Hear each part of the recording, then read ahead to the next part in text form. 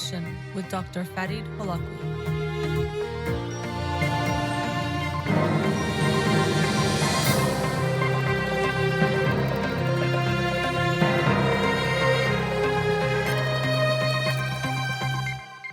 Good evening. Welcome to In Session. I'm your host, Dr. Farid Holakouee. I'll be with you for the next hour here on Radio Hamra. We're doing the show on Instagram Live, so no calls, but you can call in on Wednesday's show. Our studio number is 310-441-0555. You can follow me on Twitter or Instagram or like my page on Facebook to get updates on the show or suggest topics or books for the program. And the shows are uploaded at the end of each week to my SoundCloud page and podcast on iTunes and Spotify. So let's get into the books of the week. The book for this week, which I'll talk about next Monday's show, is called Consolations: The Solace, Nourishment, and Underlying Meaning of Everyday Words by David White. And this book was recommended to me by a few friends. I don't know much about it other than the author, David White. He is a poet, and so he looks at some words that we use, but goes a little deeper, looking at the meaning of them, which sounds pretty interesting to me. I kind of just took a glimpse inside the book, and it does look quite fascinating. So again, that's Consolations, the Solace, Nourishment, and Underlying Meaning of Everyday Words by David White. The book of the week for this week is of last week that I'll talk about tonight is The New Jim Crow by Michelle Alexander. The New Jim Crow: Mass Incarceration in the Age of Color Blindness. And this was a book I'd read, I think 4 years ago, 5 years ago, but it wasn't a book of the week. And I wanted to read it again for myself, but also to further the discussion on this topic related to racism in the United States and what we have to do, or even first what the problem is and what's going on. And this book is really heartbreaking in a way. Of course, we have to face the heartbreaking reality of what's going on in our world. But it is very sad to see what Michelle Alexander discusses in this book, which is about mass incarceration in the United States, which you might have heard about. We are the country with the most prisoners, or most people in jail, something around 2 million people, or even more than that.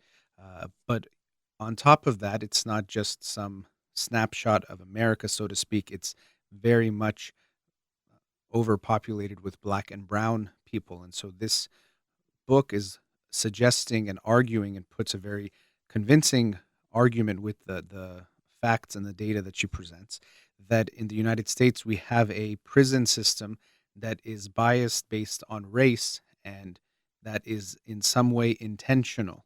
Now, by intentional, it doesn't mean that every police officer, every police chief, every district attorney is themselves inherently racist or is acting intentionally in a racist way. But when we talk about systemic racism, we're saying that at its core, the way that things are set up makes it so that the results end up racist, so that even if you change the police chief or change the police officers, unfortunately, the very powerful system will end up with the same results. And so it's hard to realize that this could be our reality, but I hope that you will read this book, because that same feeling I'm having that says I don't want to accept that the reality could be that due to racism, we are putting some people behind bars. We're essentially taking away their freedom, and even afterwards having a negative impact on their lives, that it might be based on race. It's hard for us to accept that. We don't like for things to seem unfair or to be unjust.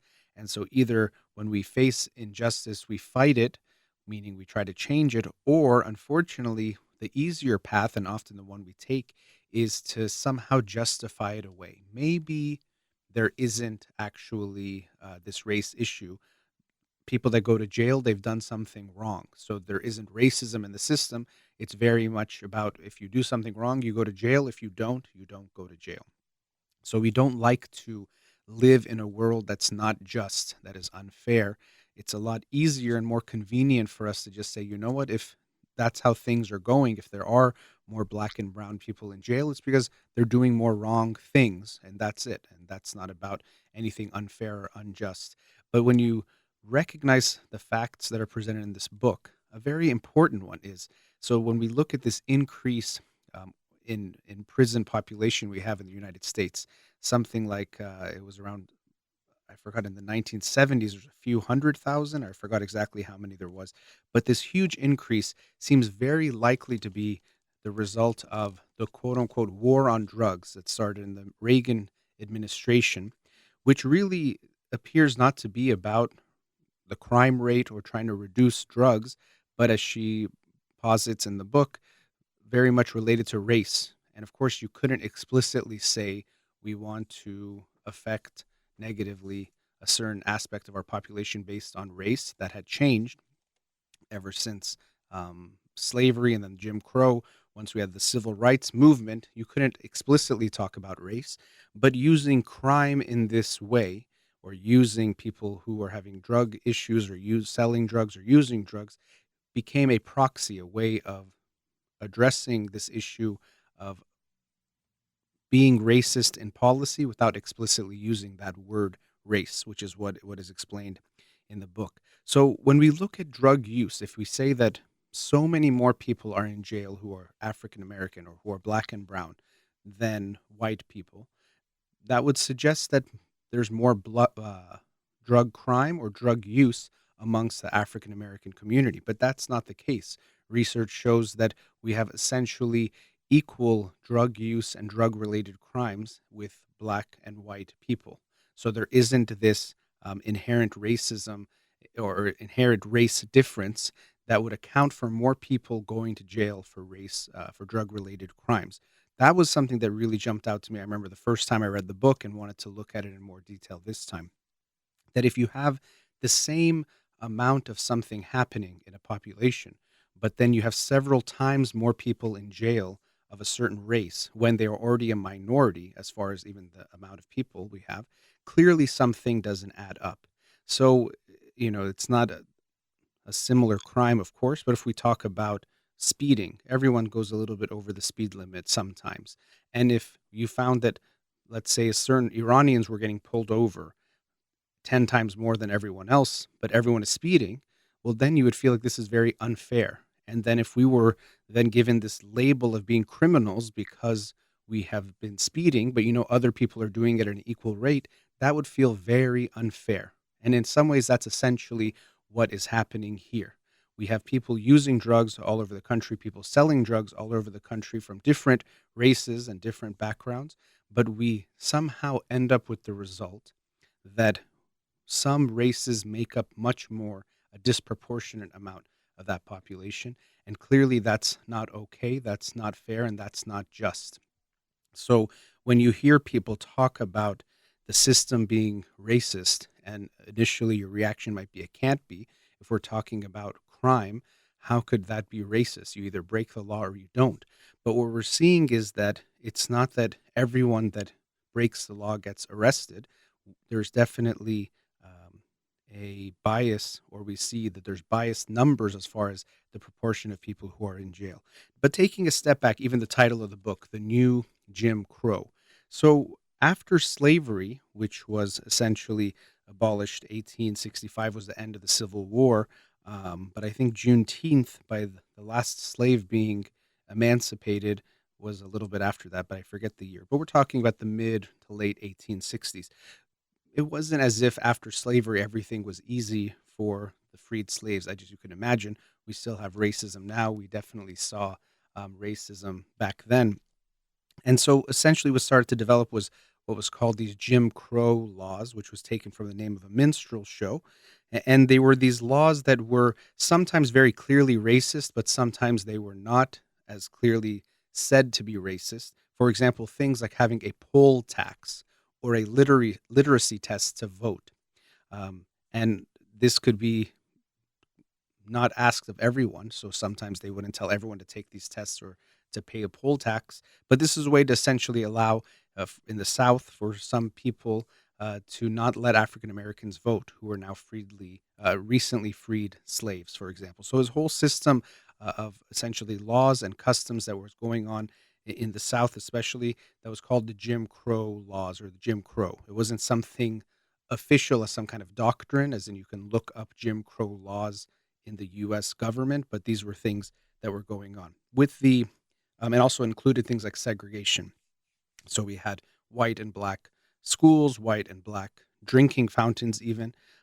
And this began to change with the civil rights movement, which challenged those Jim Crow laws and essentially was trying to bring about equality, civil rights for all, and equal rights for all people, black and white. And so there was great progress and great gains that were made legally, the Civil Rights Act and other legislation that was passed.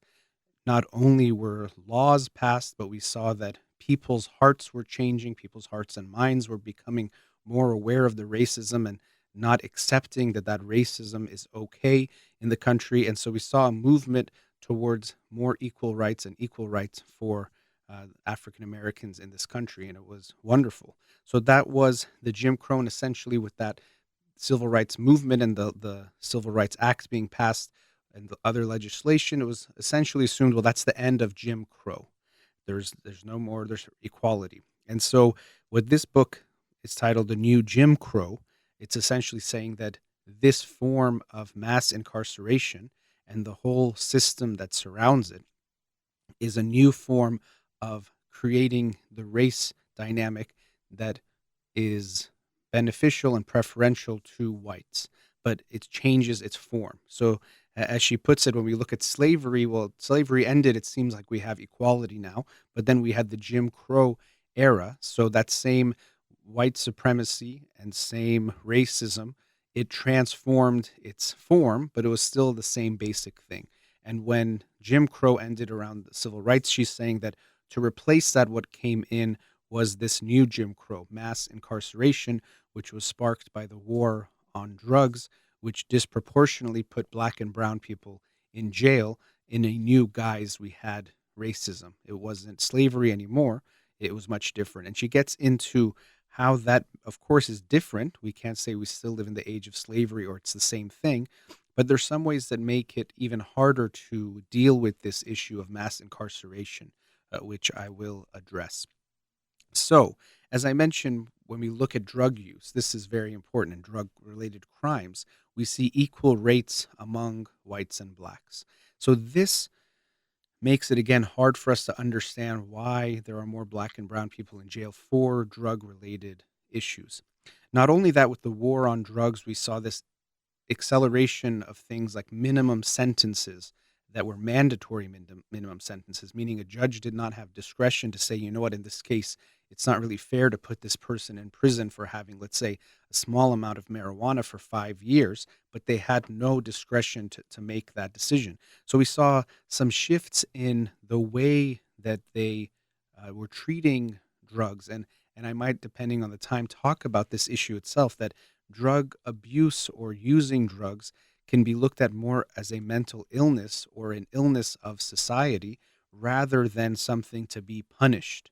We're punishing someone for some kind of illness or something that they're dealing with, where really a lot of times it's not that it's easy for them to stop or they have the resources to stop or the support they need, but we're punishing people, and people are in jail for something that actually they need help for, not to be punished for. And we all pay the price when we punish these people in this way.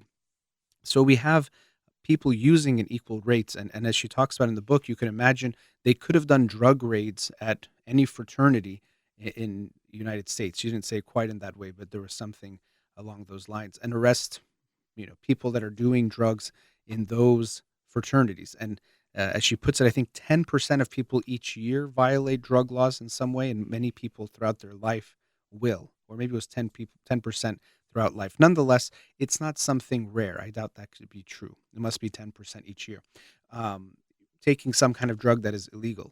Marijuana has recently become illegal in most has become legal in most states, but before that was illegal too. So when you include that, many of you listening to me right now can probably look at your life and recognize I have broken some drug law, in the United States. I have violated some law, and someone has done something that you have done, and their life has effectively been ruined. Their freedom might have been taken away for years, and other consequences of being labeled a criminal or labeled a felon will affect their life, even if they are to come out of jail. So, this in and of itself should feel very unfair. Like I said before, if you found out that for speeding the same amount that you've sped on the freeway or on the roads before, someone was arrested and their life was ruined, you would think that that's very unfair.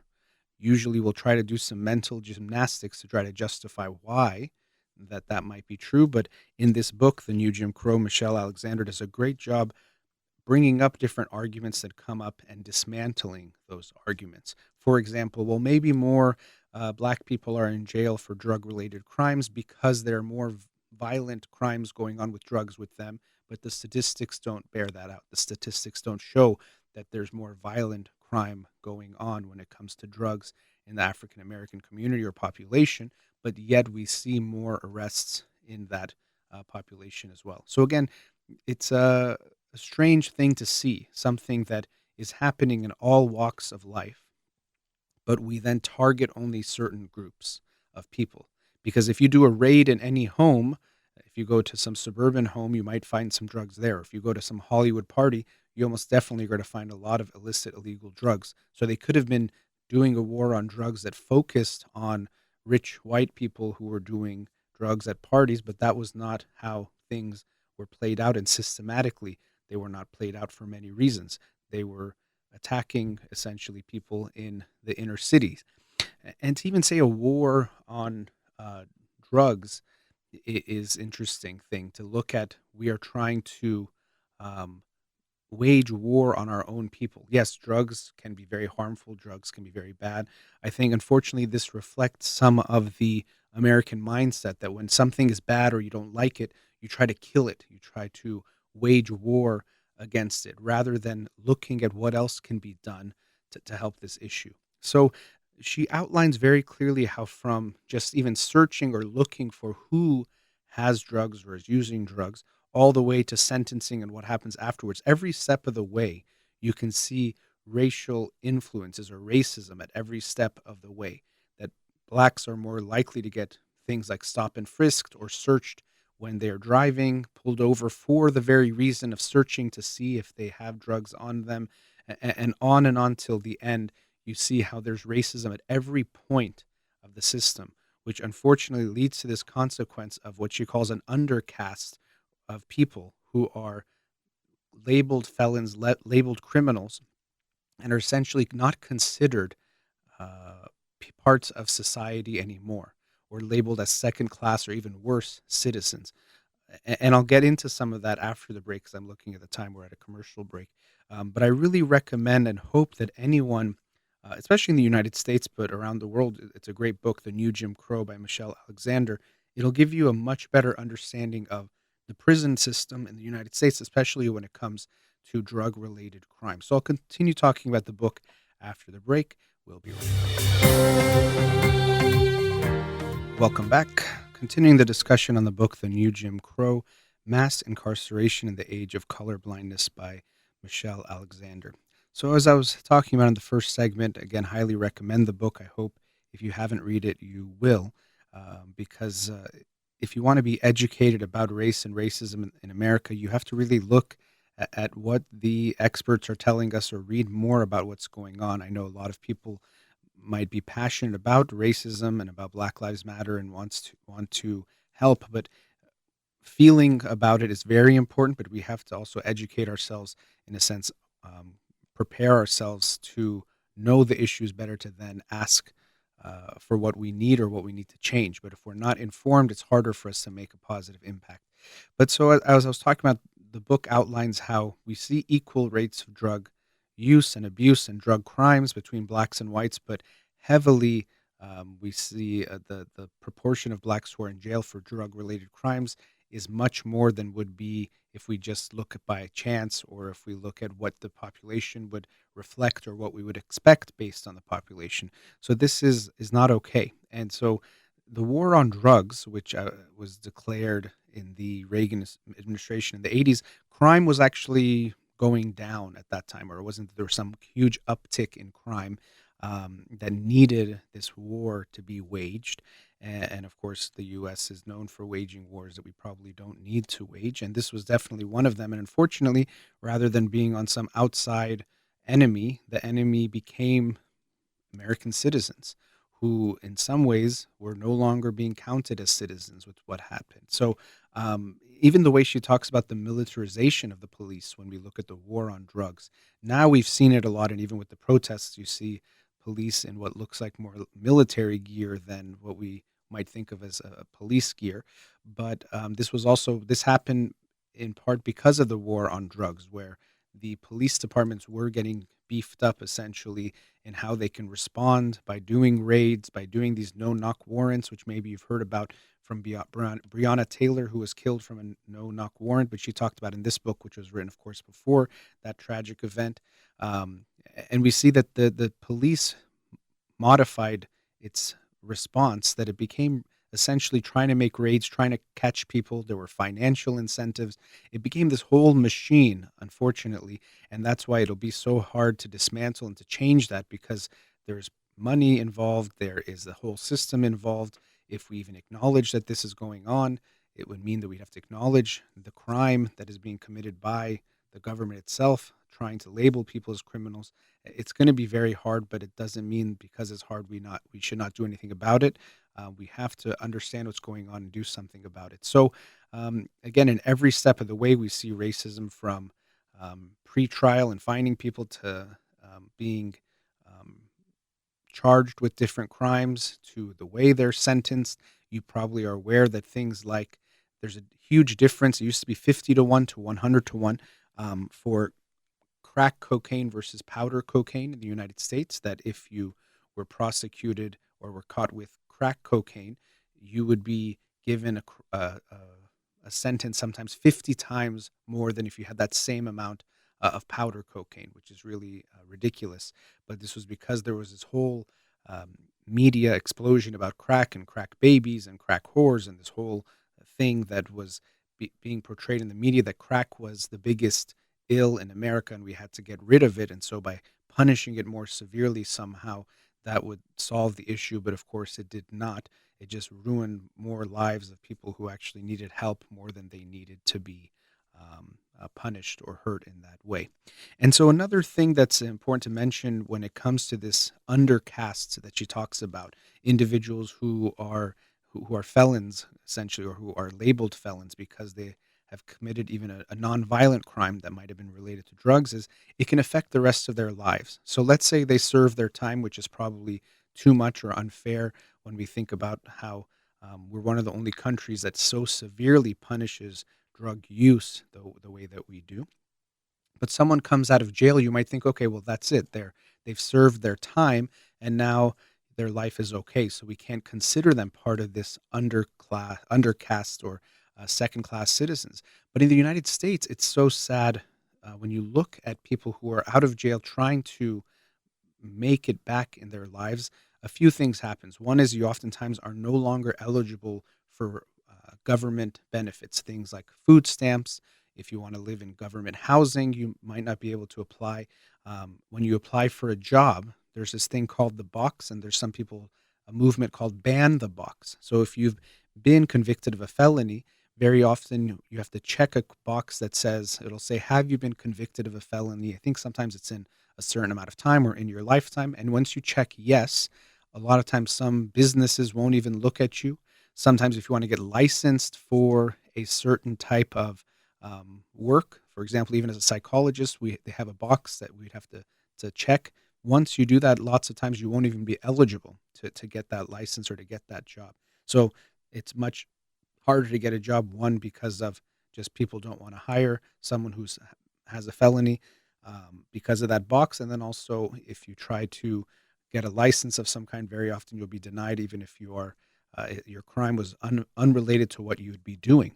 So you have all these different things that make it harder for you to then legally take care of yourself. Sometimes you lose your driver's license as well. So now if you want to get a job that is far away, you might have to take public transportation or find some other way, which can make it difficult to then to get your job. Then there's probation and parole, which is its own system of control and system of making money, actually, in a lot of ways for companies that are involved with that. And we see this whole system that is very much geared towards making it very, very difficult, if not close to impossible, to integrate yourself back into society if you're someone who has been released from prison. So you've served your time and now you have a very hard time trying to live a good, decent life.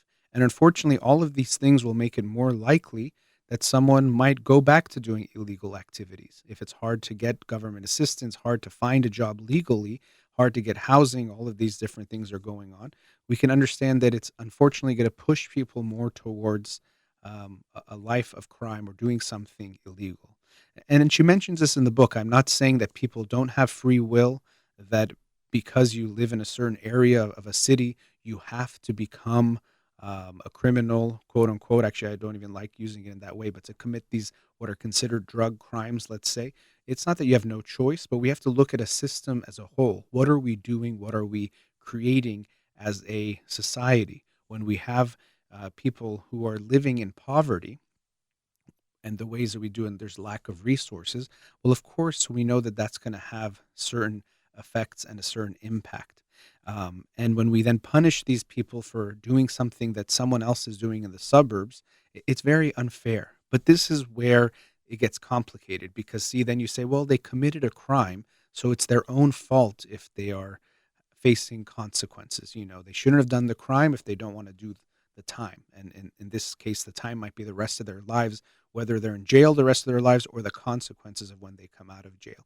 But again, we're looking at things with drug related crimes that often are done by people that we just consider, oh, it's kids experimenting or having fun, or they may be, doing this here and there, but it's not a big deal. There's people in jail for having marijuana, which is now legal. It's really kind of crazy when you walk around Los Angeles now and there's big stores that look like an Apple store selling marijuana, but then you have people who are in jail for the rest of their life for having some amount of that drug. Something feels very wrong about that, very unfair. And unfortunately, that's the reality that we're living in. And we have to look at that reality and recognize that we have to accept it as a reality now, but that we want to change it and can't accept that as being something fair.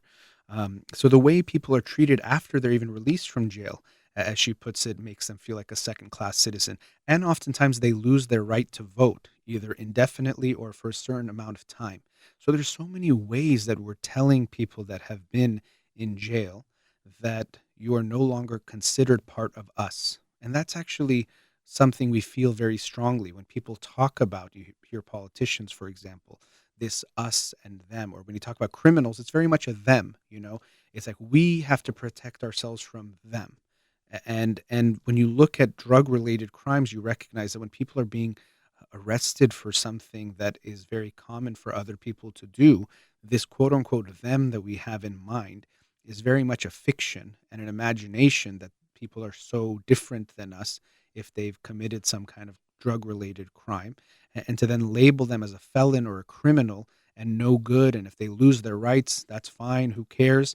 That's unfair. And so we hear a lot of rhetoric from politicians because they want to show us they're not soft on crime, that they're hard on crime.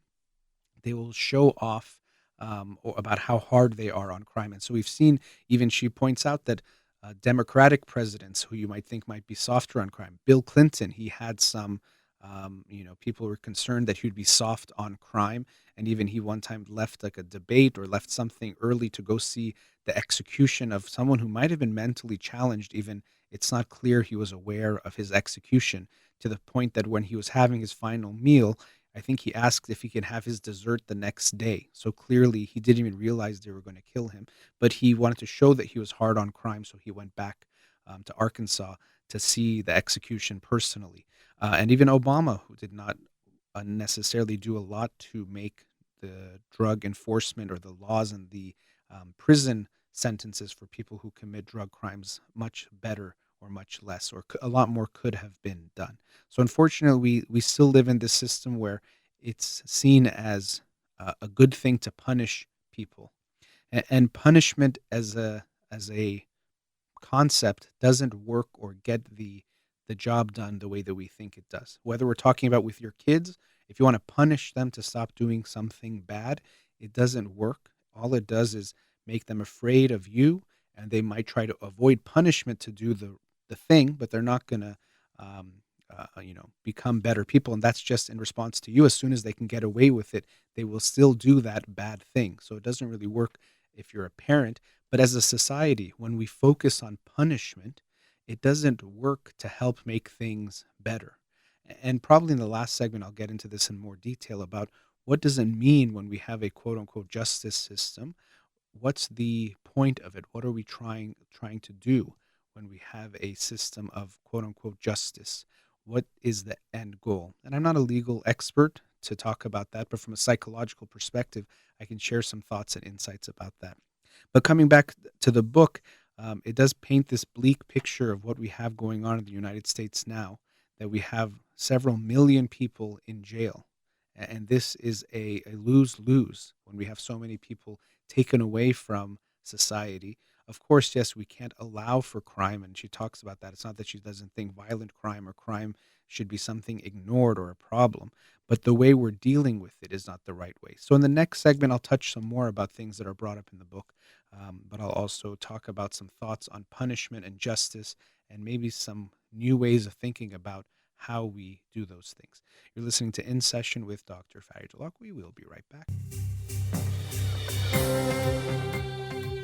Welcome back. So, talking about the book, The New Jim Crow, Mass Incarceration in the Age of Colorblindness by Michelle Alexander. Again, a very powerful book, eye-opening book. It was my second time reading it, but still, um, it's shocking to see the state of affairs when we look at in the United States. And so the book does a great job, again, explaining the prison system, the history of how we got to where we are with the war on drugs, and how, from a legal perspective and every aspect of the legal system, we can see that there are more black people and black and brown people that are going to be included in the system and to be punished and to be created into this second class citizenship or undercast. And she talks about how people will say, well, how can you say it's a racist system if there are white people in jail for drug crimes? True, which is true. And it's not that it's something blanket that only affects the black community. But as she says, of course, if it was 100% of people in jail for drug crimes were black, it would be too racist for it to exist. No one would be able to accept that. But when you have the rates we have, which in some places even 90%, depending on certain age groups of people behind bars are black or black and brown, something is up. And that should be alarming. It doesn't have to be 100% for us to see racism. Racism would be anything that would be disproportionate. It would at least make us wonder what's going on. But in this last segment, I did want to also talk about just more systematic or systemic things that are going on, how we approach justice, punishment as a society. So some people were bringing up questions on Instagram Live during the commercial break, and I might start with some of those ideas or thoughts that came up about poverty, for example. So here in the United States, we're considered one of the richest countries in the world, but we have one of the highest wealth disparities in the world when it comes to civilized countries, or that was the wrong word, developed countries.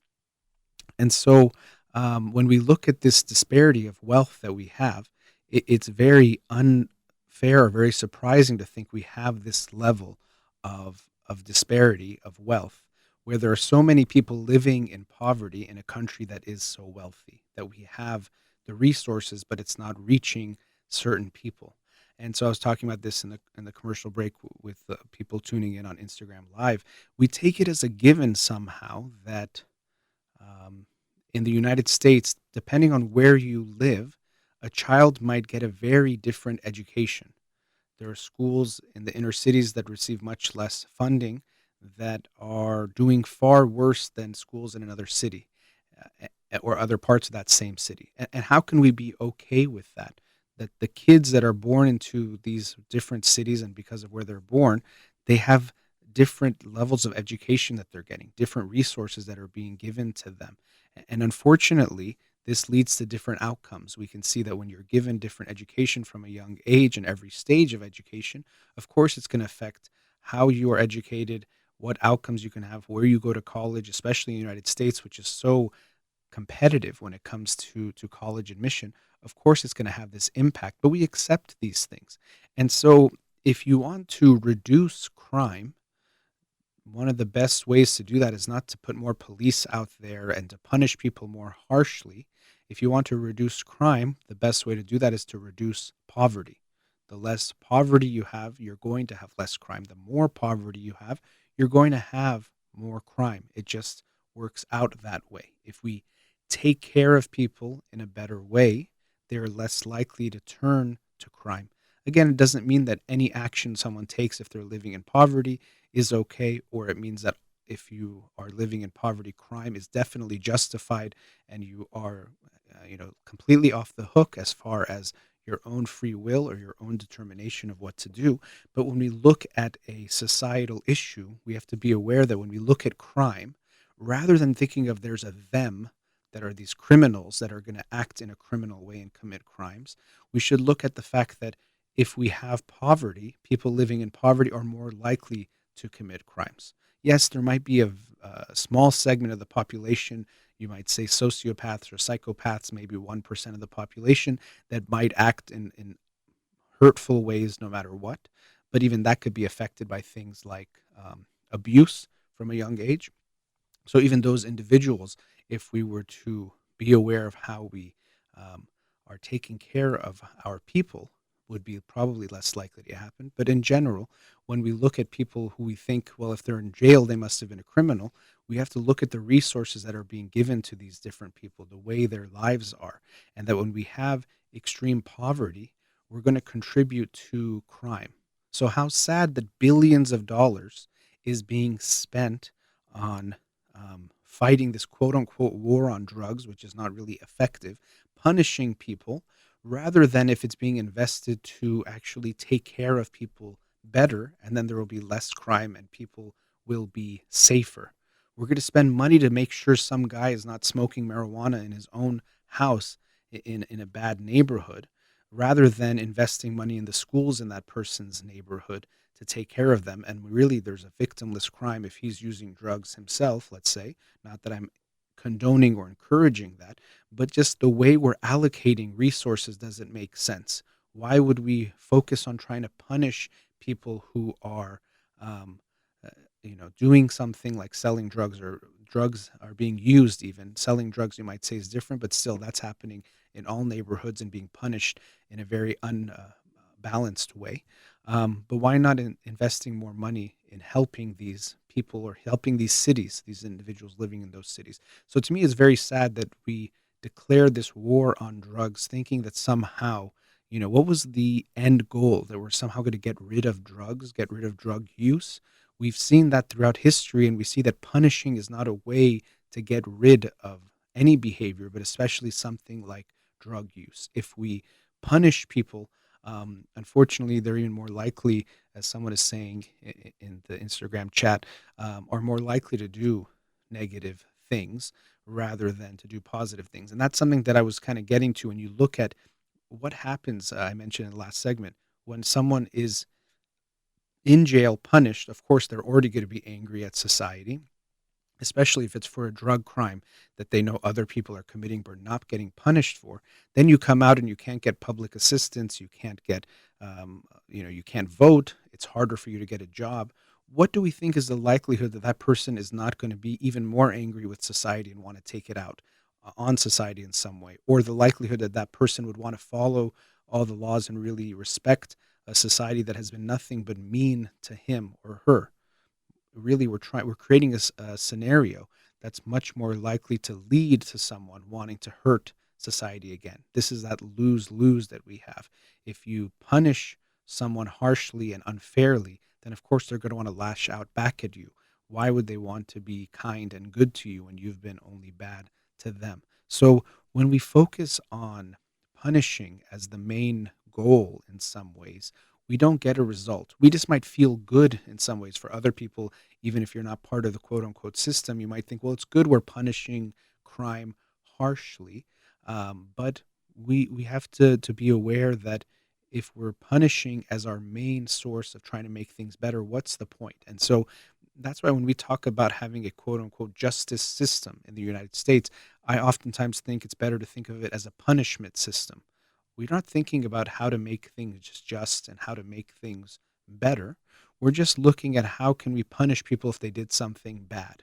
That seems to be the end goal, which is a very basic level of looking at how we're dealing with behaviors, dealing with the society. Same thing with your kids. If you think my only job is to spank them when they do something bad, you're missing the bigger picture, which is I'm trying to help them grow and develop to a healthy human being, make them feel better about themselves, make them love doing the right things, make them aware of what things are not good and harmful to them and harmful to others, but not that I'm just supposed to punish them. But some parents even function in this way. They think their job is to look for bad behavior and to just spank or yell or do whatever it is to punish their child in that moment.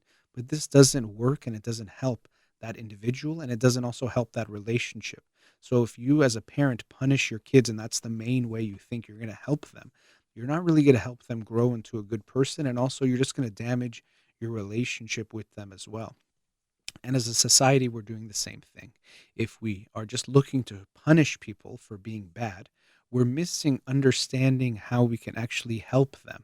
Help them not because when we say they did this wrong thing, it's okay or it doesn't matter, but realizing that when we hurt them more, we're only adding to the pain and we're not going to help them grow or overcome whatever it is that they did. Many individuals go to jail and they do contribute because of their own hard work and determination. I actually have had the pleasure of going to the Twin Towers jail in Los Angeles, and I made a friendship with a few of the guys there um, that are, you know, at currently being in jail there, and they have written a book. Two of them, Craig and Adrian, and they. I just saw something on Instagram that they're trying to publish the book, or they have published the book, and it might be sold. And so that's incredible. I'm very inspired by them that they in that type of circumstance where you might think they can give up or not want to do something, they're trying to contribute to society, and it's something related to mental health about the work they're doing in the jails, which is amazing. But that's harder to do when you are obviously in that situation.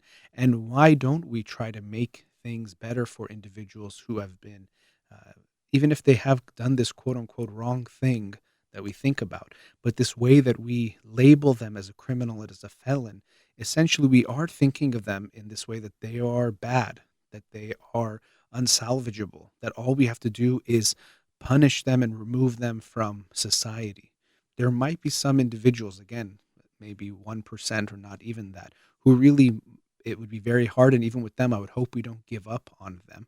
But the majority of people who go to jail, especially in the United States, where the majority of people go to jail for drug related offenses that are very often non-violent, these are not bad people or criminals that are going to just hurt people. We can actually do a lot more to help them. And I hope that, we've heard terms like defund the police, which has come out in the wake of the George Floyd murder and people talking about these things. And I know it's very extreme. And when you have a slogan, usually it's going to be try to be to the point, but it'll miss a lot of the nuance of whatever we're talking about.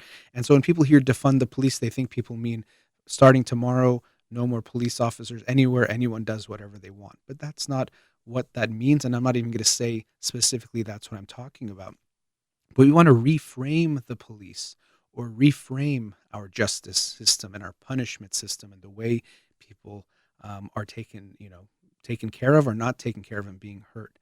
When people do things that are not helpful or hurtful in some way, yes, we don't say that that's okay. Just like with your kids, it's not that we say you overlook anything bad that they do, but we want to be aware of the way we respond is not just some knee jerk reaction to feel like justice means if you hurt people, we hurt you as bad as you hurt those people. Yes, there can and should be consequences, but shouldn't we be thinking as a society, how can we create the best result? How do we make it so that when someone comes out of jail, for their benefit and the benefit of society at large, let's make something in a way where they're more likely to contribute positively. But what we see in the United States is people are punished after they leave jail. They're labeled in a certain way. It's one of those ultimate us thems, and as she talks about in the book, us and them that really everyone feels they can get behind in some ways. White or black, poor, rich, Republican, Democrat, we can all look at criminals, so to speak, and think of them as some them, and we are morally better than them. And so we don't need to take care of them or do anything about them. And that's also what she talks about in the book. Unfortunately, when people are in jail, first of all, they're removed, so we don't see them, and that way they're invisible, so we don't see that they're suffering or see that maybe something unfair is going on. And then when they come out, they have a very little voice. And on top of that, people tend not to want to associate or even help people that are considered, quote unquote, a felon, the way it's labeled, or a criminal. So they don't get a lot of attention or people don't see them. And so, something I tried to do on this show is to help us recognize we are at times ignoring or overlooking the rights of certain groups of people or certain people experiencing certain things. And we want to be mindful and aware of what we're doing and when we do that, that maybe there is some other way of looking at things. Maybe those thems that you're thinking of people who are in jail, are not so different or so much of a them. There are people that if you understood their life circumstances, you might see in another way. And even if they have done something wrong, we've all done something wrong or many things wrong in our life. Let's think about how we want to deal with that. Do we want to just punish them and feel good about it? If we punish them, we're going to feel that justice has been served? Yes, I'm not saying that we never have punishment. Of course, we at times need to remove people or have consequences for things that happen. But if we look at the bigger picture, we see that the way we think about quote unquote criminals affects the ways or the things that we're okay with. And if you read this book, The New Jim Crow by Michelle Alexander, I hope you will walk away with it recognizing that the system is not fair. We want it to be fair because that would feel a lot better, but it's not. And that we look at people who have committed crimes, so to speak, or we think of a felon, you might have something that comes to your mind. Of course, because of the media, when you think of felon, unfortunately, most people think of someone black, even they've done research that when you close your eyes and imagine a drug user, a drug dealer, most people will think of that because of the media's presentation. As I mentioned, blacks and whites are equal numbers when it comes to using drugs or drug crimes. So that's clearly something that's been created by the media. But this them that we've created, they are all of us. It's all people like us who deserve to be taken care of. And again, as a society, we deserve to have people reintegrated into society. First of all, not removed as much as they are in the United States and not punished, but also reintegrated in a way that we don't look at them as second class citizens. We allow them to contribute for them and for the benefit of everyone else. That brings us to the end of tonight's show. I was joined by Farid here in the studio tonight. Thank you. You've been listening to In Session with Dr. Farid Holakouee. Have a wonderful night.